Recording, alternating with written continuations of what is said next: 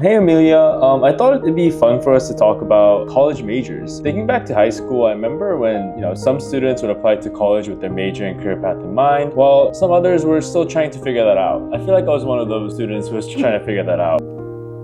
On today's Lion Research. Do you have any advice or do you have any sort of guidelines on how to sort of navigate that? Yeah, I actually do. So why don't we just go by step.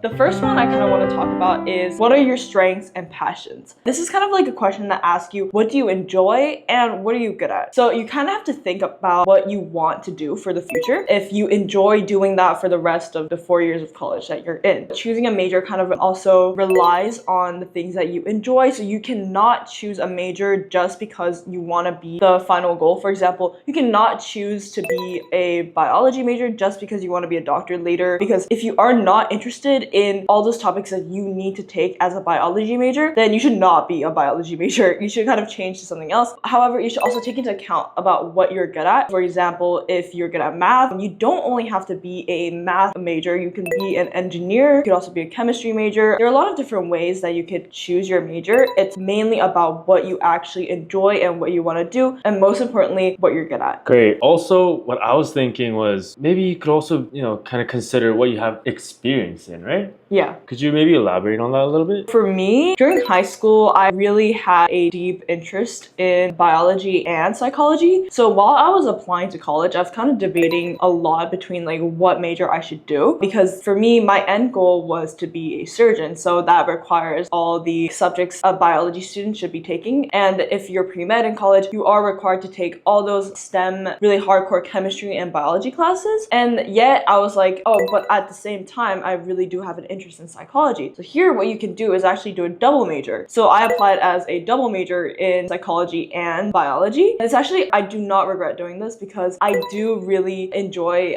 taking both classes in biology, which is what I am interested in, but also psychology because it is something that I really enjoy. And yet this does not really affect anything because you are still taking the pre-med prerequisites that you need for college to become a surgeon, which that was my dream, while taking just the psychology courses as like credit filler, because you do need a certain amount of credits to graduate and you cannot fill everything by that through only taking biology and like chemistry classes. So that was one thing I experienced. I think that was actually a perfect answer because I was actually about to touch up on you have to think about your career goals, right? And you just mentioned about your aspirations to become a surgeon. I think it's so important to actually think about the long-term future as well, right? Mm-hmm. In that case, I think we can move on to maybe thinking about the required classes for your major, right? Mm-hmm. For required classes, you actually do need to consider them while you're choosing your major, because for some certain majors such as economics, you still need to take calculus, statistics, macro economic theory, and econometrics. If you are kind of like struggling towards math and things like that, again, going back to what you're passionate and what you're good at, like you kind of should consider that into a factors. Also for English, you have to take English literature, American literature, Shakespeare, introduction to Old English, creative writing basis. So if you were not interested in writing, it kind of makes logic sense. You shouldn't be an English major. But at the same time, for example, if you want to be a biology major and yet you struggle with math, such as you like taking biology classes, but you are required to take calculus and statistics while you're a biology major, as it is kind of a requirement towards like the pre-med track, then you should kind of like consider that in a way because it does combine different parts of areas that you may not be comfortable with. And if that is an issue, you definitely should go and choose another major that does not require math. For these kind of subjects, it's different per school. So you should definitely go to the school's website and search up what classes are required for each major. For example, you're not good at math and math is not required in the biology curriculum for bio majors, then you can just apply as a bio major. So kind of like pre-research before you apply. That was a great answer. I feel like we can move on to something that might be a little more depressing, right?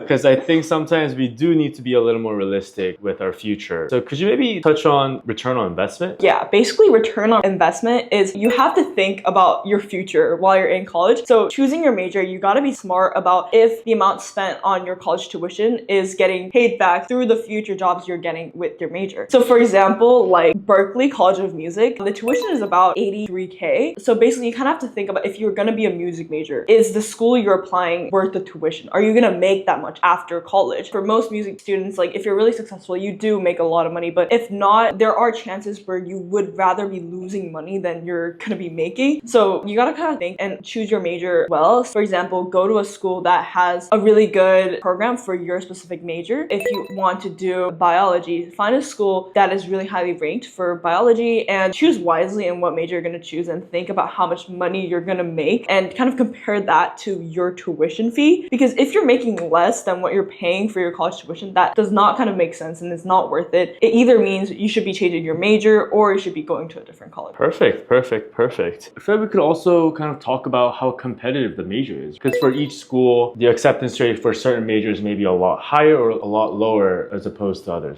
One thing you could kind of do is there's like a little trick for this. You can always change majors in college, so keep that in mind. So when you're applying, it is good to apply obviously for your certain major. For example, you can apply as a chemistry major and just really want to do chemistry. This is why you're applying for a chem major. But at the same time, if the school has a really low acceptance rate for a chemistry major, then you could kind of switch your way. You could like apply as a psychology major and then you just go into school and change the major. Our school, like Boston University, you can change a major through one form. You could even change colleges actually, but that's a little bit different. Keep in mind, changing different colleges, for example, from colleges of arts and sciences to colleges of business, there might be a slight harder process to change since the curriculums are completely different. Keep in mind that you can still change your major that easily, but I would suggest like choosing an easier major in the college that you're applying in. For example, in college of arts and sciences, psychology may have a higher acceptance rate than chemistry. So you can apply as a psychology student and literally change as soon as you get accepted. Like that's how easy it is. Just fill out a form, or it may be different per school, but that's how our school is. So kind of use that trick in a way to get to the school that you want to go to. Last but not least, I think you've given some great answers here today.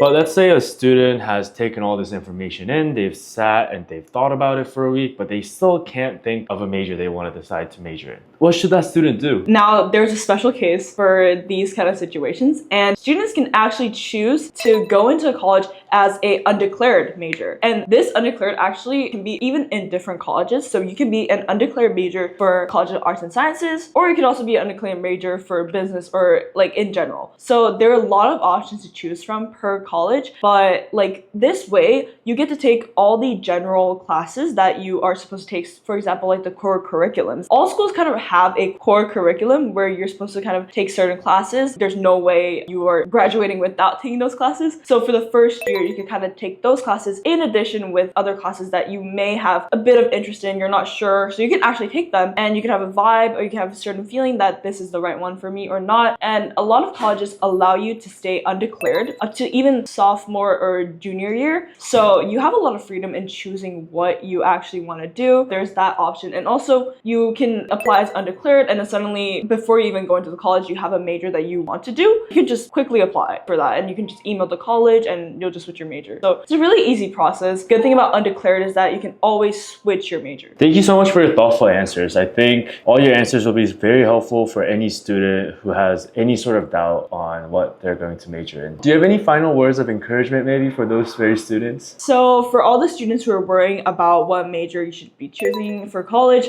do not worry at all because you have so much time. It is not something that you have to desperately choose. You can just take your time and experience. You can actually switch back and forth majors as well. So just don't stress about it, and just know that majors aren't really that important in terms of colleges. Like if you want to go to a prestigious university, always number one thing to think about is what you are passionate and what you want to do, because you will be good at something that you would want to do. You're not going to be good at something that you are forced into or like what you think is good. You have to do something that you actually want to do. Even if it's hard, since you want to do it, you're going to try hard. So there's a difference. And so I encourage you to choose a major that you are passionate and that you like. Thank you guys so much for watching, and I hope this video really helped choose your majors for your college, and I'll see you guys next time. Bye!